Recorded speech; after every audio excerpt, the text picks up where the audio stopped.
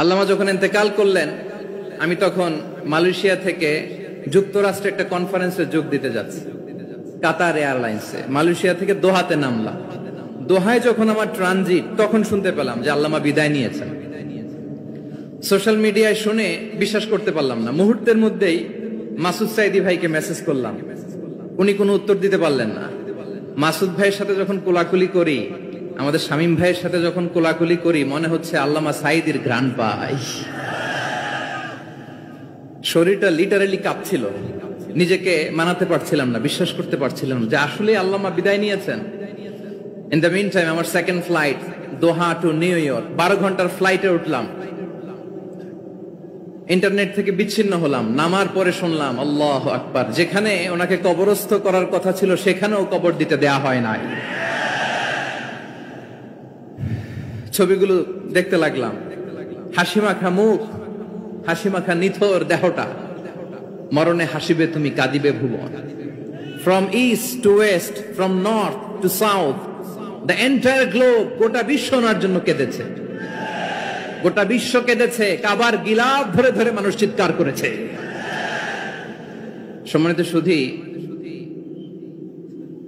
হযরতুল আল্লাম শহীদ মরহুম আল্লামা দেলওয়ার হোসেন সাঈদী রাহিমাহুল্লাহ, ওনার স্মৃতি বিজড়িত আজকের এই ঐতিহাসিক প্যারেড ময়দানের তাফসিরুল কোরআনের প্রোগ্রামে সব আছে।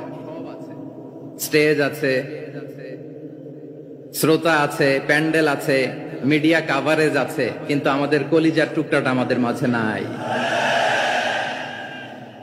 আজকের এই প্রোগ্রামে আলোচক হয়ে এই চেয়ারে আমি না বসে ওই শ্রোতাদের কাতারে বসে যদি আমাদের আল্লামার নুরানি চেহারার দিকে তাকিয়ে ওয়াজ শুনতে পারতাম, আমাদের হৃদয়টা ঠান্ডা হয়ে যেত, আমাদের তৃষ্ণার্ত হৃদয় শান্ত হতো। সব আজকে আছে, কি যেন নাই, ঠিক কিনা বলেন?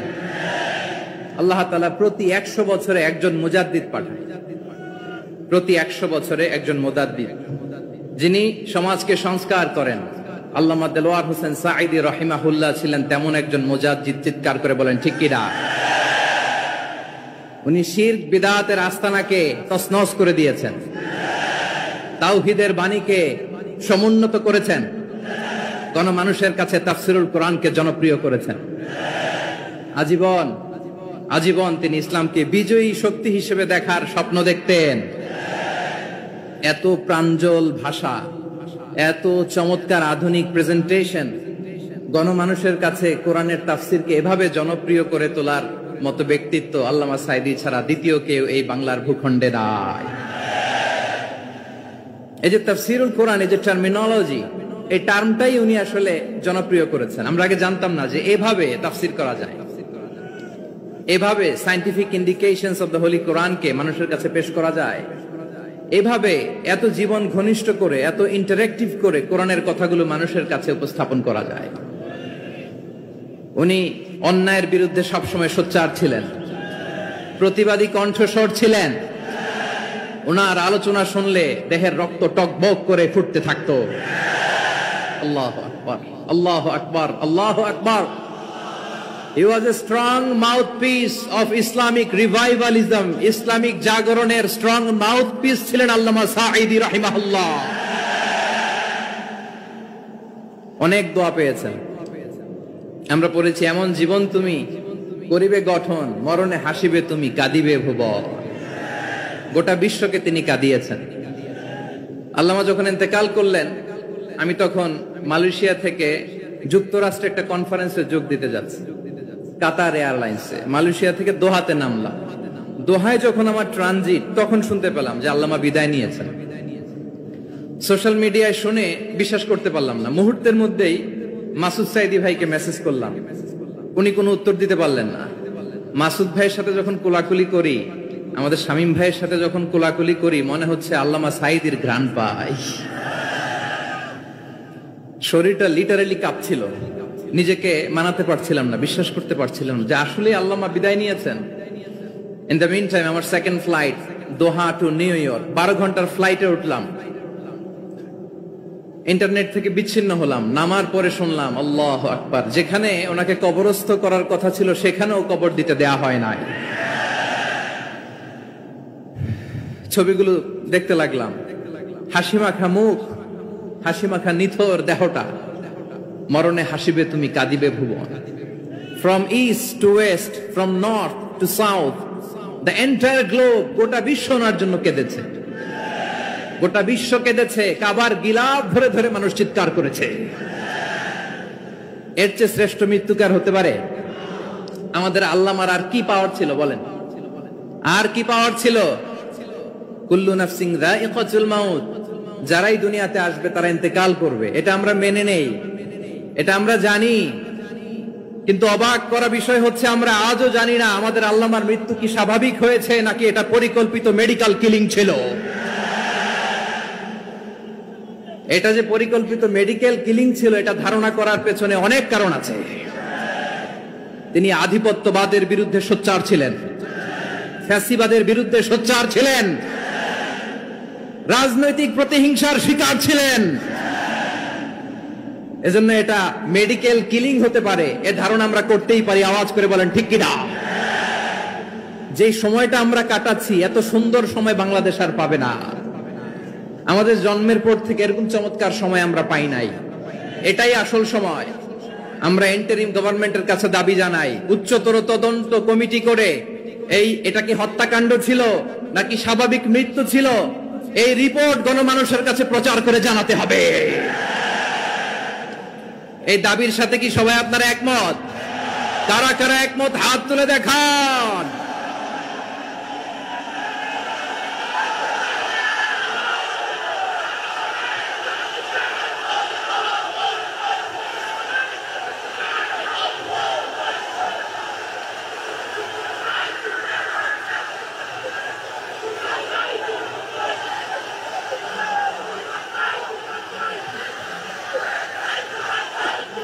আমার প্রিয় ভাইয়েরা, প্রিয় চট্টলাবাসী, আল্লাহ তাআলা তার এই মুখলেস গোলামকে তার জান্নাতুল ফেরদাউসের মেহমান হিসেবে কবুল করুক, তার জীবনের সকল খেদমাগুলোকে কবুল করুক, জান্নাতুল ফেরদাউসের আলা মাকামে তাকে মেহমান হিসেবে কবুল করুক।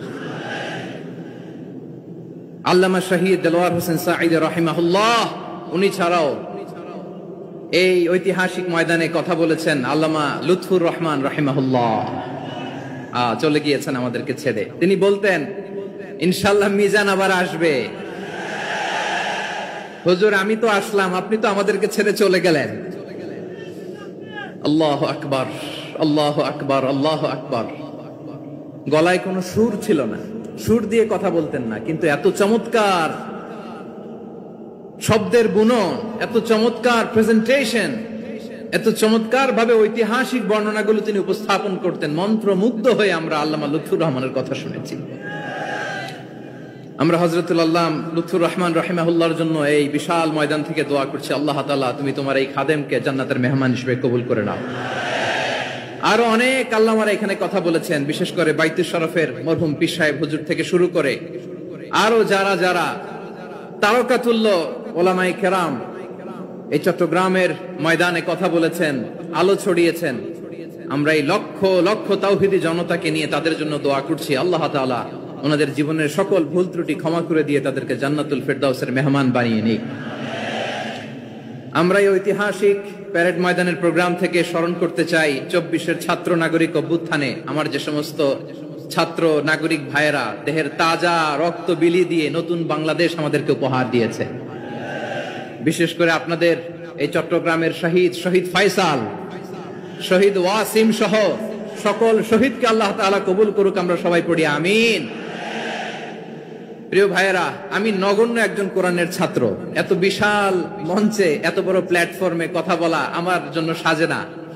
তারপরও আমাদের মুরব্বীরা আমাদের ডানে বায়ে বসে আছেন, ওনাদের আদেশ ক্রমে, ওনাদের অনুমতি ক্রমে কিছু কথা আজকের এই ঐতিহাসিক প্রোগ্রামে আপনাদের সামনে উপস্থাপন করার চেষ্টা করব। ওমা তাওফীকি ইল্লা বিল্লাহ।